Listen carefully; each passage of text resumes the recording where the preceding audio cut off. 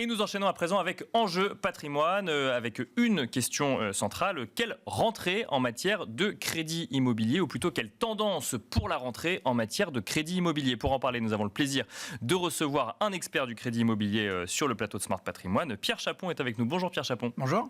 Vous êtes cofondateur de Préto, courtier en crédit immobilier notamment. Est-ce que vous constatez une différence sur les derniers mois, comme on peut le lire à gauche, à droite, et notamment un passage du taux de crédit immobilier sous la barre des 4%, contrairement à ce qu'on pouvait en connaître il y a encore quelques mois?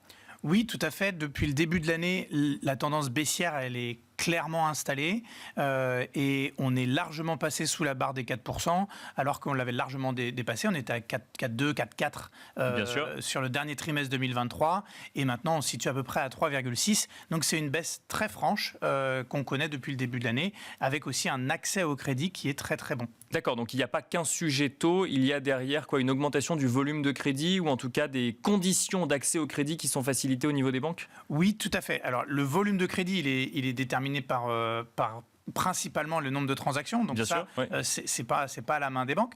Pour ce qui est de l'offre de crédit, on a toutes les banques qui sont sur le marché parce qu'elles ont récupéré de la marge. En fait, la baisse des taux, même les anticipations de baisse de taux qu'elles font déjà depuis un petit moment, font qu'elles s'y retrouvent à produire du crédit.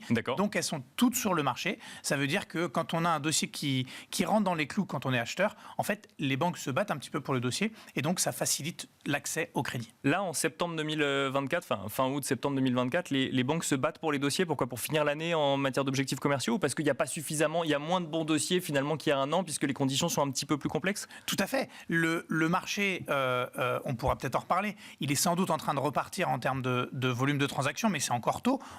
La réalité, c'est qu'on est sur des volumes au global sur l'année de transactions qui sont sans doute sous les 800 000. Donc c'est un marché qui tourne quand même au ralenti comparé à ce qu'on a connu sur les dernières années. Donc, qui étaient des années exceptionnelles. Mais les banques se sont quand même dimensionnées pour ça. Bien sûr. Il y a de l'inertie quand même dans le système. Et donc oui, il y a moins de bons dossiers sur lesquels prêter, alors que toutes les banques sont là pour prêter. Donc oui, un dossier, c'est très attractif pour une banque. Avant d'aller peut-être sur la tendance et se demander si effectivement le marché est en train de repartir, un mot quand même sur qu'est-ce qui fait qu'à septembre 2024, on puisse emprunter moins cher quelque part qu'en décembre 2023. Il y a des baisses de taux qui ont été, ou en tout cas une baisse de taux qui a été pratiquée par la Banque Centrale Européenne, mais ça avait commencé avant puisque c'était en lien avec les anticipations de baisse de taux, Pierre Chapon. Tout à fait. Tout part de l'inflation et des anticipations sur l'activité économique. Les hausses de taux avait été provoquée par une flambée d'inflation. Bien sûr. Et depuis maintenant plusieurs mois, il y a une décrue de l'inflation très très nette, que ce soit en Europe, aux États-Unis. Et donc on se rapproche de la cible des banques centrales qui est des 2%. On doit être dans les 3% dans pas mal d'endroits du monde. Et la conséquence, c'est que du coup, les taux baissent pour accompagner cette baisse d'inflation. Les normes HCSF ont également souvent été mises en avant pour dire... on a du mal à aller emprunter plus parce qu'effectivement, il y a le crédit immobilier en France est très cadré. Est-ce que ça, c'est toujours une problématique aujourd'hui, ou finalement, de ce que je comprends, le marché se réouvre et on arrive quand même à travailler, même avec un encadrement quelque part du crédit immobilier? C'est toujours un problème, puisque on a toujours des dossiers qui sont bloqués à 35%, alors que la réalité du risque pour des ménages qui ont des bons revenus n'est pas là. Oui, bien sûr. Donc c'est toujours un problème. Le marché marcherait de manière un petit peu plus dynamique si on n'avait pas ces contraintes. Là, on a juste un effet de la baisse de taux qui fait qu'il y a un gain de pouvoir d'achat, même avec ces contraintes-là. Mais ces contraintes ont toujours un effet de freinage sur le marché. Ce marché immobilier, est-ce qu'il repart? Est-ce qu'on voit... Alors effectivement, on l'a évoqué dans l'interview précédente, on voit des prix repartir à la hausse, effectivement, dans un certain nombre de villes en France. Est-ce qu'on peut dire pour autant qu'on est sur une tendance de redémarrage après un an et demi de pause sur le marché immobilier français, Pierre Chapon? Alors... redémarrage, je pense que le redémarrage va suivre une phase où le marché se rend compte que les prix se stabilisent. D'accord. Et de mon point de vue, la stabilisation des prix est là pour s'installer parce que le pouvoir d'achat immobilier a augmenté en fait sur les derniers mois, puisque on l'a dit, les taux baissent, oui. Les prix ont déjà baissé et l'inflation a aussi apporté des hausses de salaire sur les 2 dernières années et pas de manière anecdotique, c'est à peu près 4-5% par an sur les 2 dernières années. D'accord. Ça fait cumuler 10%. Ça joue dans le pouvoir d'achat immobilier à la hausse.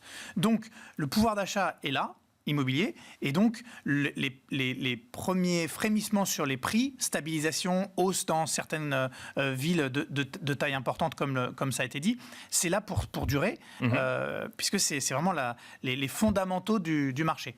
Ensuite, du coup, quand les acheteurs et les vendeurs voient que les prix se stabilisent, ça crée de la confiance pour la suite, et donc ça peut être de nature à faire revenir encore plus d'acheteurs, puisqu'on se dit j'achète un bien qui ne va pas perdre en valeur sur le court terme. D'accord. Ça, dans la psychologie de l'acheteur, c'est important. Ça veut dire que vraiment, ce qui marquera, si je comprends bien, le redémarrage, c'est une stabilisation. C'est-à-dire que là, il ne suffit pas de se dire sur les 3 derniers mois, les prix commencent à remonter un petit peu, donc on inverse une tendance et ça y est, tout va repartir. Il faut de la stabilité, que ce soit en matière de crédit ou en matière de prix, pour savoir où on va quelque part. Alors de la stabilité, en tout cas, pour les prix, la fin de la baisse. La fin de la baisse, je pense, c'est de nature à faire repartir les transactions. Puisque, encore une fois, on est acheteur, on n'a pas envie d'acheter quand ça va encore perdre. Oui, bien sûr. Voilà. Donc, et là, on est tout près de ça.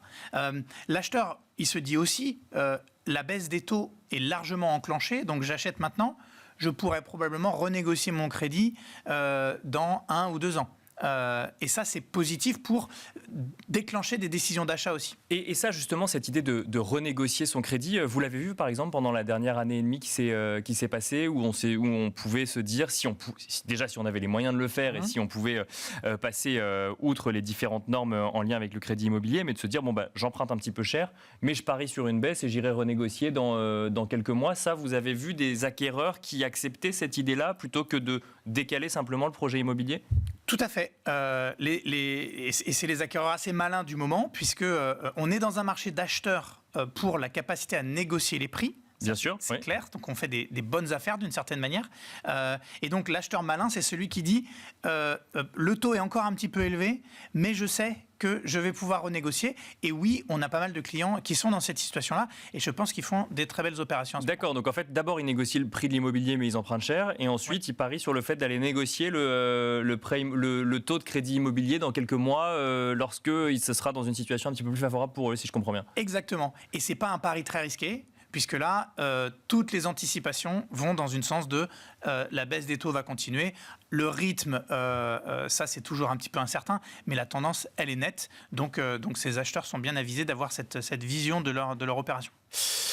Ça n'a peut-être aucun lien, mais je vous pose quand même la question. Quand on regarde l'actualité récente en France, on a effectivement eu des Jeux olympiques qui se sont terminés, des Jeux paralympiques qui ont tout juste débuté. On a également une instabilité politique à l'heure actuelle. Est-ce que tout ça est de nature à avoir un impact sur le marché de l'immobilier à court ou moyen terme ? Alors, sur l'immobilier, on lit des phénomènes assez particuliers sur des endroits particulièrement iconiques de Paris. Peut-être, ça je ne sais pas trop. De manière générale, je pense assez peu dans l'ensemble du marché pour ce qui est des Jeux Olympiques. Peut-être qu'il y avait des gens qui retenaient certaines opérations. Avant de vendre, peut-être. Voilà, pour louer. Voilà, peut-être que ça va remettre quelques biens sur le marché, mais je ne pense pas que ça soit massif comme effet. Le plus important, et c'est un peu l'incertitude, c'est comment vivent les Français d'un point de vue un peu psychologique, la situation politique. Est-ce que le fait de ne pas savoir ce qui va se passer, est-ce que ça fait repousser des projets ? C'est encore tôt pour le dire. D'accord. C'est encore tôt pour le dire. On voit quand même un frémissement. Est-ce que le frémissement pourrait être plus rapide si on avait plus de visibilité ?